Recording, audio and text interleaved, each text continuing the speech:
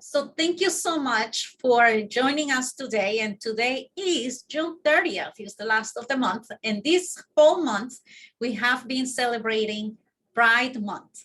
As you know, Mount Sinai Hospital is a supporter of the Pride movement. We even have services now specifically for our LGBTQ plus community, because we do believe that everybody deserves very good care. So for today, we're gonna close the Pride Month with some stories of people who are part of the Pride community and want to share what that experience has been for them.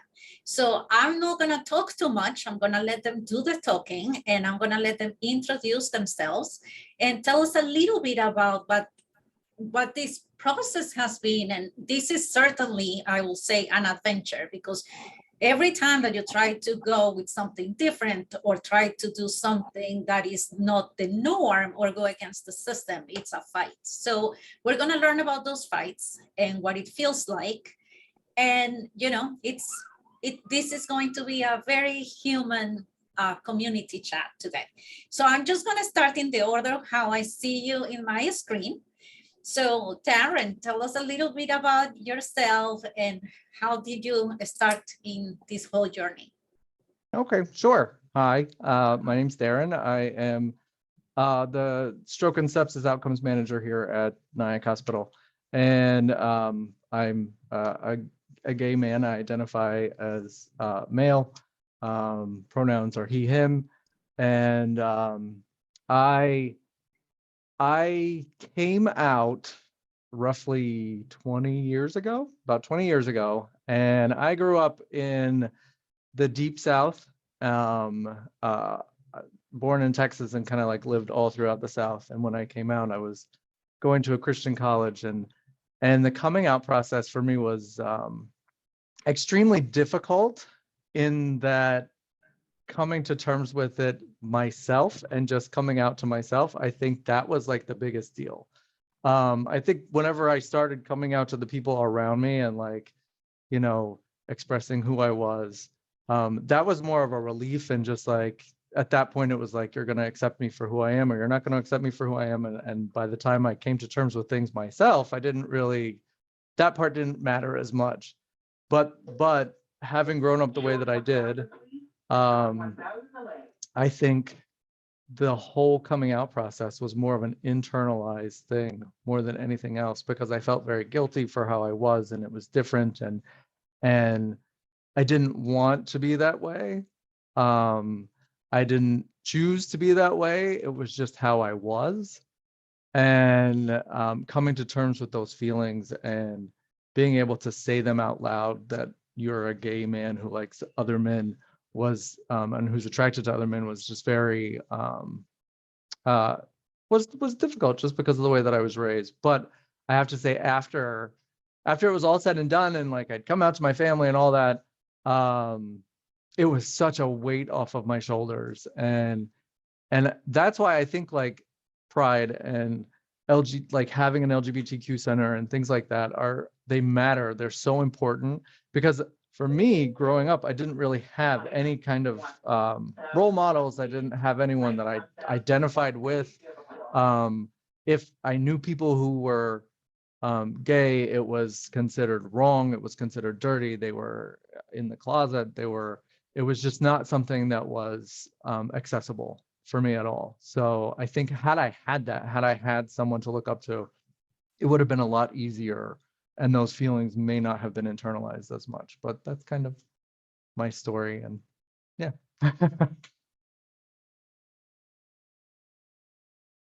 Talking about the mute unmute button. Thank you, Darren, so much. Justin, do you want to be next? Sure. So good afternoon, everybody. My name is Justin Torre. I use he and him pronouns. I am a resident of the Boogie Down Bronx, been all my life, born and raised. I am an openly gay male. I also came out probably about 19, 20 years ago myself as well. So it was a little bit towards 17, 18 years old.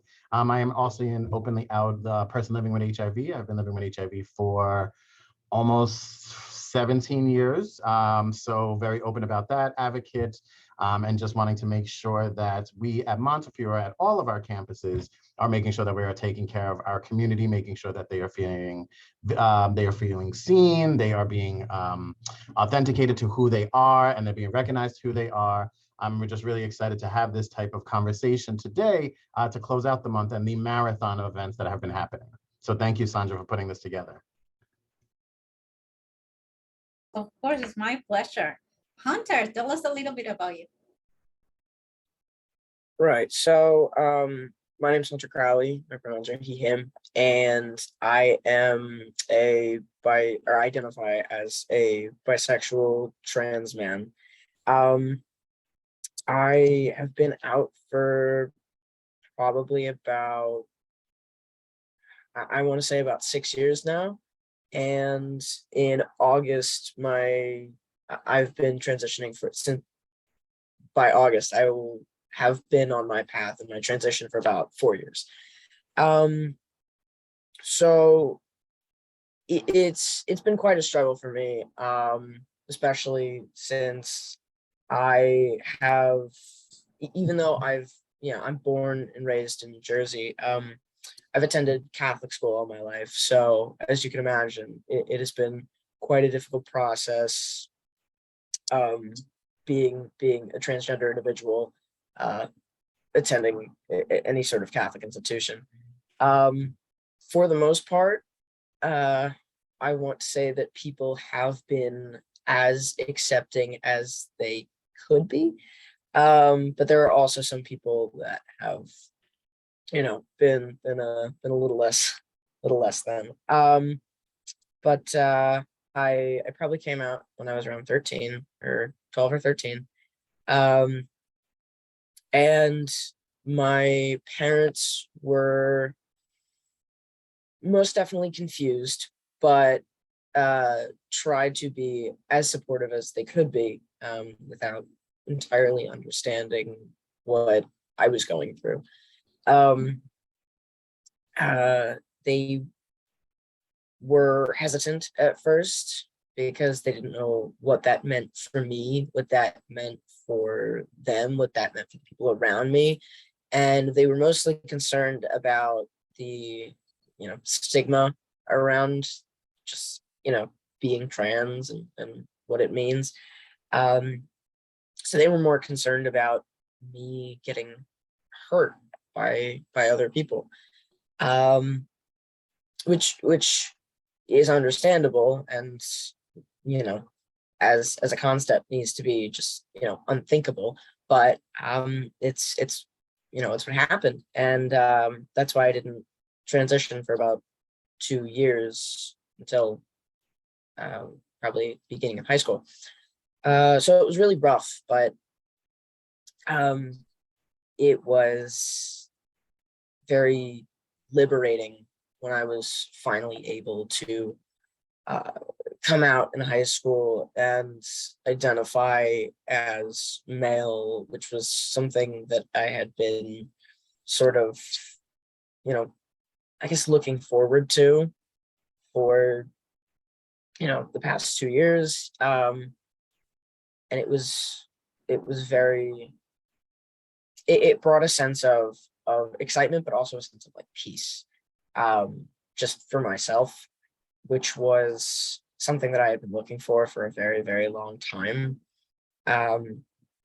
So I finally felt like I had sort of a fresh start, even if it wasn't in, a place that was absolutely accepting.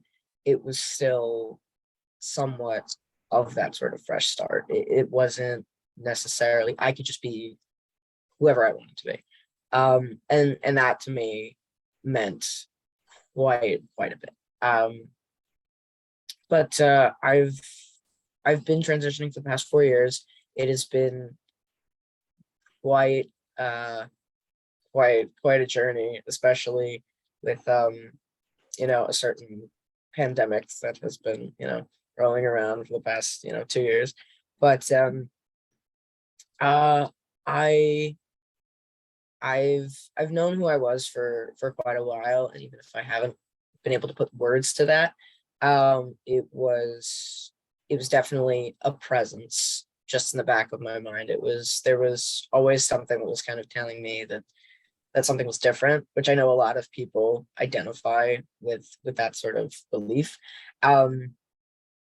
But for me, I never really had the words to put to it, which is why I think it's so important that we teach kids that these identities, or just things like that, just exist, that people in the LGBTQ community are real and they're here. Because when we don't have that, they will go throughout their lives not knowing that, and being very, very, I don't want to say confused, but they'll understand that there's a part of themselves that isn't necessarily right or is missing, and they won't have the words to put to that. And that is a very personal feeling that I experienced. So that is why it means so much to me. But, over these past 4 years, since I've, had words to put to it, it's been very interesting. More recently than not, I've also started my medical transition, being on hormones, which has been very, very exciting for me personally. Just, a lot of my friends watching me just like 2-3 months in, being like, oh my God, your voice got deeper. Am I on the phone with the right person? And, it's exciting. I feel a lot more comfortable to be around other people. I feel more comfortable to speak in front of people. I feel like I'm finally growing into myself. So though I was initially hesitant to come out, those 5 or 6 years ago, I'm very, very glad that I did. Because I needed to for my own sake, for my own sanity. And I honestly, I don't think I believed that I would be here like 5 or 6 years ago. I did not think that I would be in this position. But I am so incredibly happy that I am. And yeah, that's a little bit about my story. Thank you so much. And for full disclosure, I've known Hunter since middle school, so I've seen the journey, and you have no, I am about to cry because I'm so proud of you. That's where the word pride comes, right? I'm very, very proud of you for doing what you've done, and for having had the guts to do it, because I know that it wasn't easy for you. And what you said, you were in Catholic school and all of that, and all the stigma, and I've been through that journey, and it's amazing to see where you are. And yes, you have a much deeper voice now. I was surprised when I heard it. So it sounds great. Okay, Jack, you're next. Hi, I'm Jack Foster. I'm the practice manager at the Jacobs Family Pride Wellness Center at Montefiore Nyack Hospital. My pronouns are he, him. I identify as a gay male. I definitely am the oldest person on here today. So my story goes back a little further, and back to a time when things like this were absolutely not even discussed or even heard of. My journey was difficult in lots of ways because of that. To hear Hunter talk about, that the learning things in school and stuff like that, that does show how far we've come. We still have a long way to go. But when I was growing up, there was nothing in school whatsoever. I grew up not knowing what anything was about. I was very lucky that I had parents who were not critical or judgmental. I always played with dolls, and that's all I ever wanted for Christmas were dolls. And thank God they never tried to change me. They never tried to influence me. So that I was always very grateful for, because they allowed me to be who I was. So my life, though, I knew there was something different, but putting my finger on it, I really had no context. Again, there was nothing in school to relate to. As far as my religion, we went to church every Sunday. I don't even recall that, thank God, my religion didn't criticize or even bring it up at that point, or say anything about that. So it wasn't until I was in college that I was starting to get a clue, if you will, that maybe I was trying to figure out who I was because I didn't seem to be fitting in. So that was the first time in my life that someone criticized me or called me names. There was another student in the dorm who basically kept attacking me, calling me a faggot. That was the first time I had ever heard the word faggot in my life. I didn't even know what it meant, to be honest. So I went to one of my friends that I had went to high school with and was in college with me. And I said, I don't even know what's going on with Steve. Why is he calling me this? What does it mean? And so he explained it to me, but of course, he also said, don't worry about it because you're not one of those. So anyway, we kind of moved on through those years being very confused. Unfortunately, the feelings and the emotions got the best of me. I was very confused, very lost. And so that actually drove me to one of 2 suicide attempts in my life. And after the way the first one kind of resolved itself was I went home that summer from college. I had begun drinking excessively at that point because I was trying to deal with everything, trying to figure out what was going on. And I came home really drunk one time, and my mother, that's one thing, she was very anti-alcohol. So she kind of had a really rough time with that. So she said, why are you drinking like this? And what's going on? So I told her I still couldn't tell her I was gay or anything like that because I still didn't know myself. So what I did was I said, I tried to commit suicide. So her first action was, she says, well, we need to go see someone. So we went to my primary care physician, and he recommended that I go to a psychiatrist. So I went to the psychiatrist.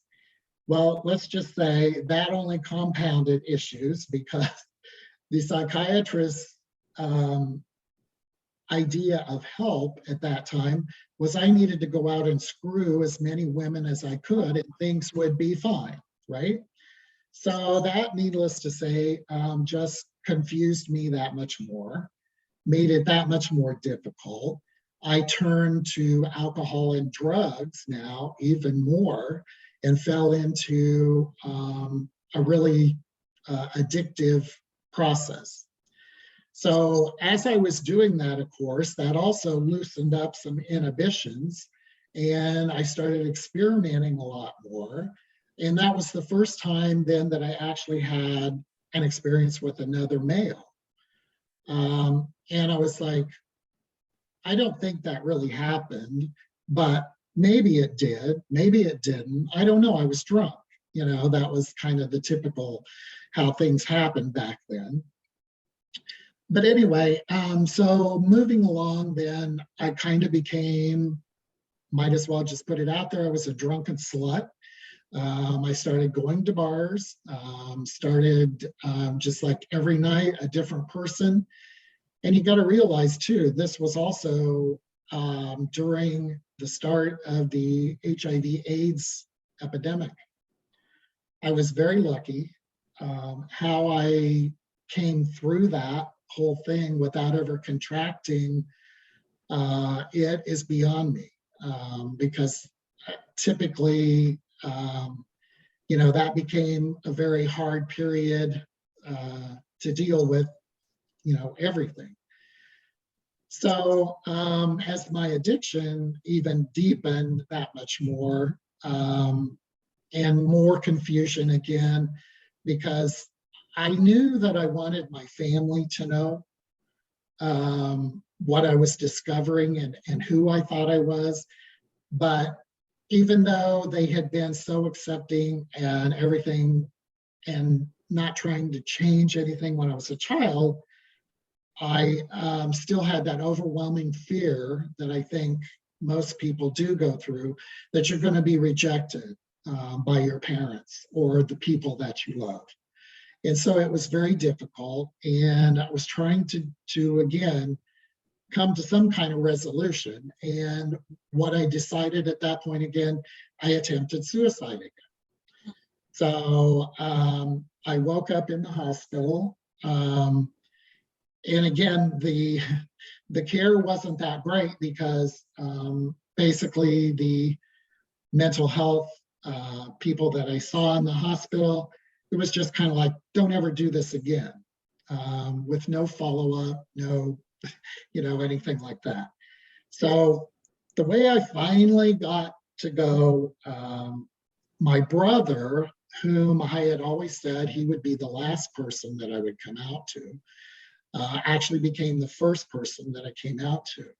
Because he came to me one day and he said, why are you drinking and drugging? You're always in trouble. You're having car wrecks. What's going on? What's wrong? And so I told him, I said, you're going to hate me. But I said, I have something to tell you. And I said, I'm gay. He said, I don't care. He said, all I know is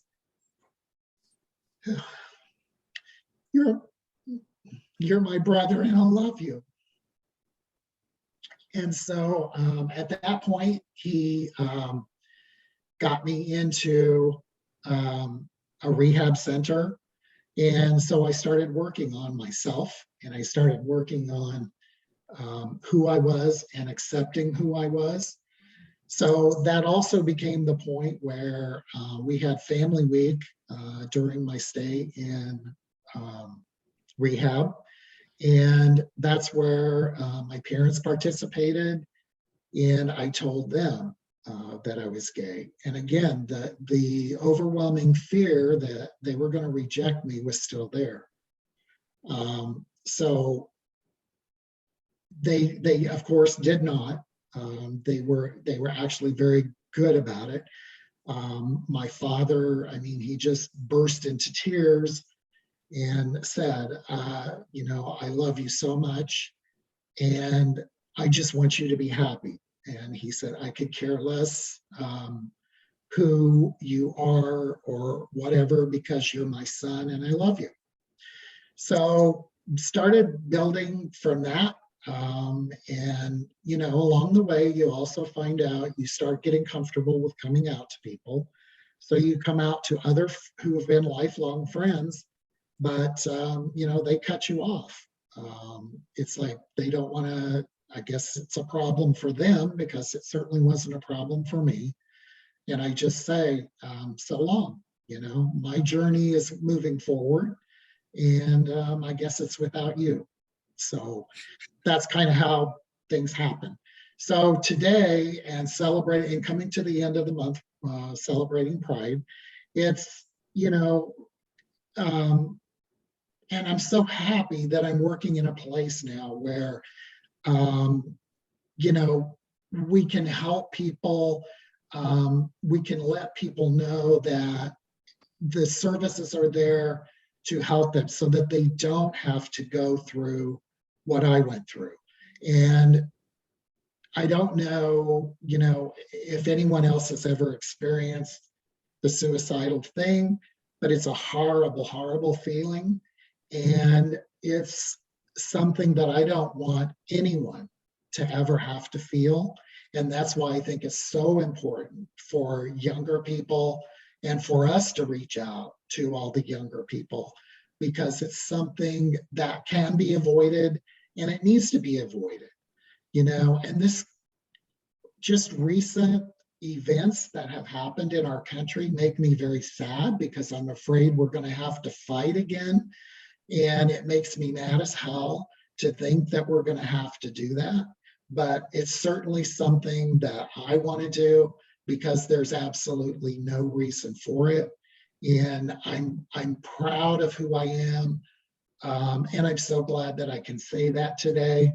I just want to share a little thing about Justin and I. I was looking for a job, and I found on Indeed this job. It was like, this is the job of my life. This is what I've always been looking for. And I applied, and I didn't hear anything. I didn't hear anything. I didn't hear anything. So I thought, okay, in my search for a job, this is just something else that's not going to work out. And then I thought to myself, let's go back and look again. And I saw that same request posted on Indeed. And I'm like, oh, maybe they didn't get my resume the first time, so I'll resend it. Literally within 5 minutes, I got a phone call that they wanted to have an interview with me. So Taisha set up an interview with Justin. And so Justin and I had the first interview on this journey, which makes me very happy. And all I can say is I'm just so happy to be involved with what I'm involved with today. And that's pretty much my story. Thank you, Jack. I really wish I was in person with you guys, because now I want to hug each one of you. So it's so hard not to be able to do that.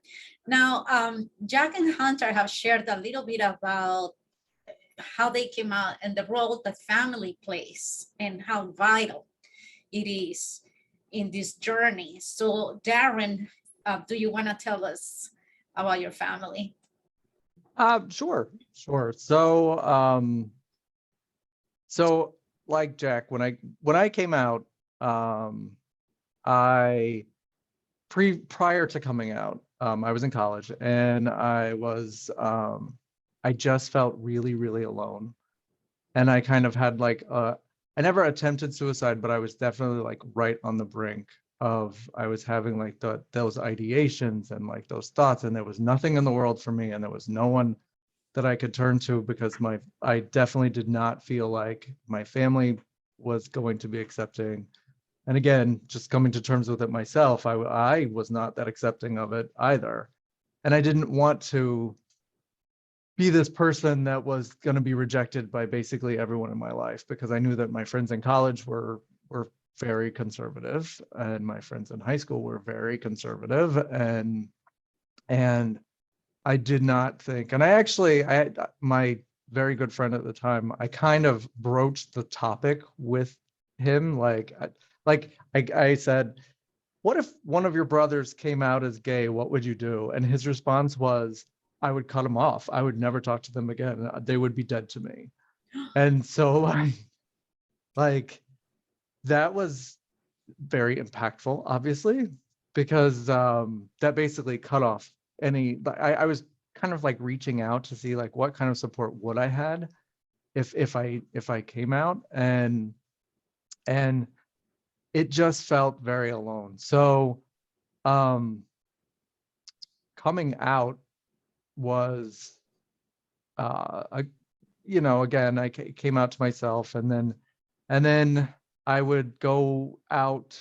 I went to school, I went to college in a very rural area, and so there weren't places anywhere nearby to go or anything like that. You had to drive several hours to even go to a gay bar or any kind of bar facility like that. So I did. I on a weekend I went, and I can remember I was so afraid that somebody that I knew would be in that town and would see me going into this place or coming out of this place. And I was just I was terrified that someone was going to see me. And once I was in there, it was just it was like, I like, oh, like I was surrounded by people that I could identify with. The people who like, these are my people. These are the people that, and just talking to people and like socializing with people who were like me and not feeling like I needed to hide who I was. It's so funny because I found a quote, and I'll read it because it really just personifies the way that I felt when I came out, and how I feel like anybody who can't be their authentic self growing up probably feels, and this is why I think that it's so important to have these conversations early on, and like just let people know that you can be whatever you want, you can be whoever you want, and there's no shame in any of that, because everybody's different, and it doesn't matter, and you're going to be loved no matter what. But so I'll read this quote, and then this is just kind of like how I felt. It says, queer people don't grow up as ourselves. We grow up playing a version of ourselves that sacrifices authenticity to minimize humiliation and prejudice.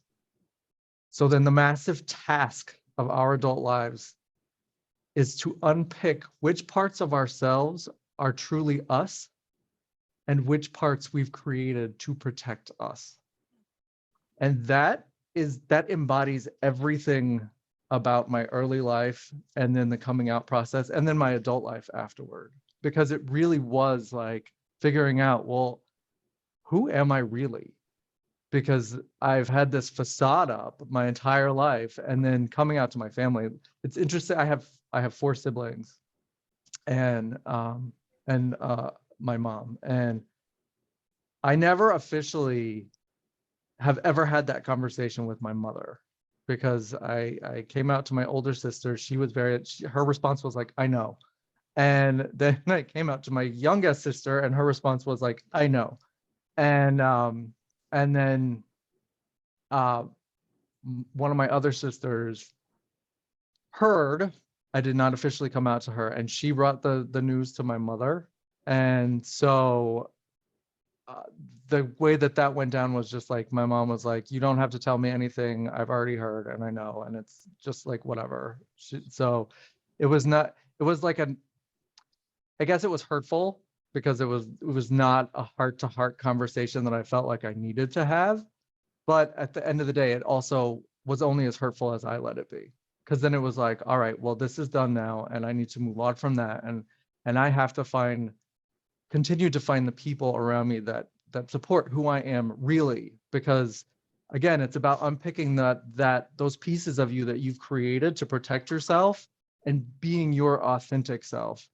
And so I always say, and this, I tell people this all the time, that, family is important to a certain point, but then at some point you decide who your family is. You decide who the people are around you, and you get to choose. Like, it doesn't matter who you were born to. It doesn't matter who you were raised with. You're choosing the people that you surround yourself with, and you need to choose the people that will support you. And sorry, I have the overhead announcements, but that will support you and boost you up and love you for who you are authentically, and not expect you to have some kind of mask or anything that fits into their idea of what mold they want to put you in. And so now I live hundreds of miles away from all of my family, but I'm married, I have a child, I have friends, and this is my family. These are the people that I've chosen to be in my life and to be with me. And that to me is more important than anybody else that I was raised with, or that I had to come to terms with, or anything like that, because I created this for myself. So that's Good. So you have a child. I do. I have a 4-year-old. He'll be 5 in September. He is Cute. That's the cutest thing. He's my Okay. world. I bet, definitely. Yeah. Justin, how was your family? Yeah, so I think, brings up a really good point of what we call chosen family versus blood family. That, you know, unfortunately, we may not always be able to choose our blood family, but again, we do get to choose our chosen family. So for me, for my family, I had a little bit of a mixed response. So my mother actually had very close gay friends as she was growing up, but then when I came out, we did not speak for a very long time. So there's some weird hypocritical stuff of that. We are wonderful now. She's my best friend. She walks with us in our pride marches, all that good stuff. But to say that someone may feel that when it's outside of their sect, it's okay. But the minute it infiltrates their family, that's when things kind of get a little off. So, you know, as much as my mother was friends and other people's children and celebrating them, when it came down to me, it was kind of like, not my child. Same thing with my sister. My sister threatened when she was pregnant with my nephew, who just graduated high school yesterday, 18. He is my mini, we would call him, but way back when was basically like, look, when this baby's born, if you're gay, you're not seeing him. But here we are now. He's my godchild, graduation, all those beautiful things.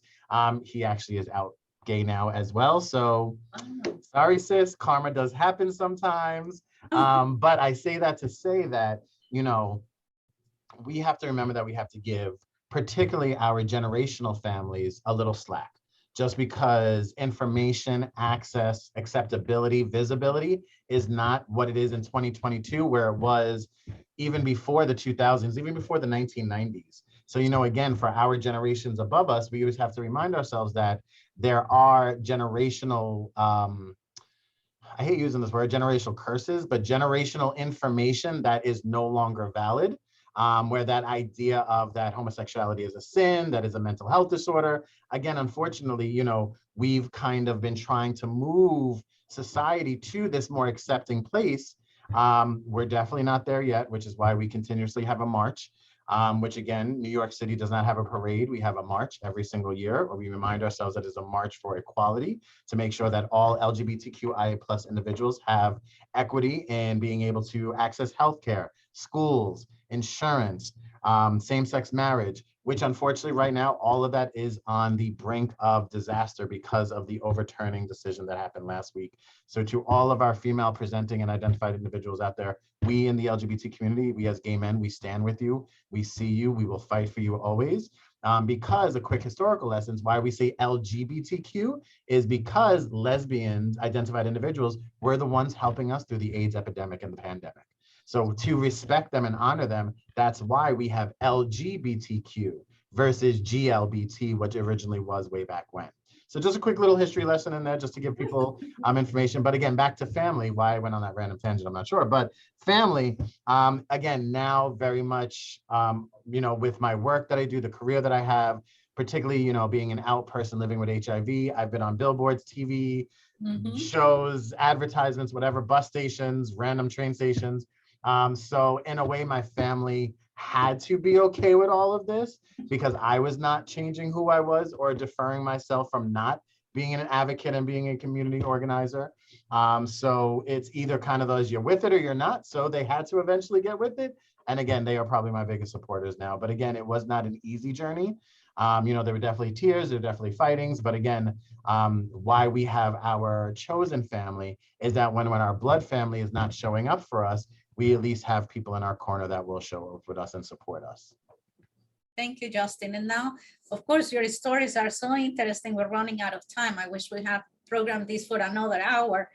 But in 2 minutes, if each one of you can tell me, you know, word of advice to someone who is in that situation that you just described that needs to come out, and also some words to those that still see LGBTQ as you said, immoral, unethical, you know, just to try to explain why it's not and why we are all equal and why we all deserve the love that we all deserve. So if you can do that in 2 minutes, you'll be my heroes. But if we need to go longer, I'm gonna go longer with you. Darren. Sure. So for the first part of that question, I guess, you know, I would say you're not alone.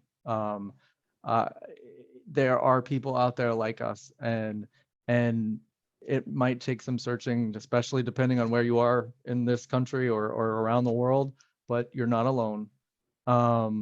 And find the people who will support you. And then for the second part of the question, I think I live my life now trying to show people that there's no agenda here. We don't have some kind of like deep secret gay agenda that we're trying to turn anybody any way, or that we're not pushing an ideology into people's faces. The facts of the matter is we exist. We're here. Whether you want to see us or not, we're here.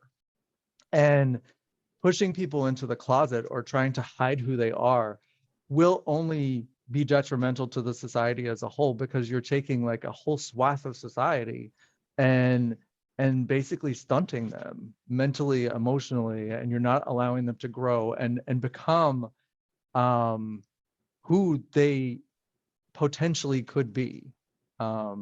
And so I just want people to know that, whether you want us to be here or not, we're here. And I'm not trying to drive any agenda. That's just the facts. Facts are facts. LGBTQ, we're here. And so we just want to be seen and respected like everybody else. Great. Thank you. Thank you, Darren. Hunter. Well, in regards to the first part of the question, I would say to anybody that is trying to come out or that wants to come out or feels that they need to come out, first off is to, and it might seem a little counterintuitive to the question, but wait until you're ready. Because I know a lot of people who have been forced out. I personally wasn't necessarily ready to come out when I did, but it happened anyway. I'm thankful that it happened, but I wasn't necessarily ready to have that conversation with somebody else because I didn't have that conversation with myself. So to anybody that is thinking about coming out, I would encourage that they first have that conversation with themselves, and then find somebody that they can turn to, someone that they, theoretically would assume, loves them no matter what. And that if they don't have one of those people in their immediate family or immediate friend group, to find a safe space, because like Darren said, we exist, we are here. And it's not like they're the only one. As much as you can feel like that, you're really never alone in your identity and who you are, because there are always going to be people that you will be able to identify parts of yourself with, especially in the LGBTQ community. So I would say that try to find someone and know that you can have these conversations, that you can come out to someone, even if it's somebody online that you need to talk to, like a professional or something like that. There are people that you can turn to. There are always going to be people that you can turn to. There's also the fact that, in regards to the second part of the question, I would say that I myself am very much prideful of who I am, and how far I've come. I actually recently attended New York City Pride, so that was very fun. It's like my third time, but just, I mean, to connect the first and second part of the question, there are so many different people out there that are supportive and that are resources that you can turn to. It's not, you're never going to be alone. And, like sitting on the rafters or scaffolding on the New York City streets watching, like probably millions of people just march down, the avenues. It's you can really get that sense of you're really not alone. There are so many people that are there to be supportive, that are there to be encouraging, that are there to help you, and you just feel loved. And it's a wonderful feeling. So I mean, to be a part of that community, it's a blessing. It really is. So yeah. Thank you, Hunter. Jack? Hunter, it's so good to hear that from a younger person, because as I reflect back on what I said earlier, I had that horrible aloneness feeling for so long. And now it's pretty much avoidable. And that's my intent, is to make it, so that everyone knows that, everyone has that reassurance. Because it's a horrible place for anybody to be, and I don't ever want anybody to experience that. So that's a part of my going forward, and until my last breath, will be trying to help people, trying to encourage people to be who they are and what they want to be. When it comes to other people, beliefs, however you want to put it, I really don't waste my time on that, because it's like, that's exactly what I see it as, a huge waste of time. My intent is to move forward, always forward, and do whatever we have to do to keep and move forward what we have.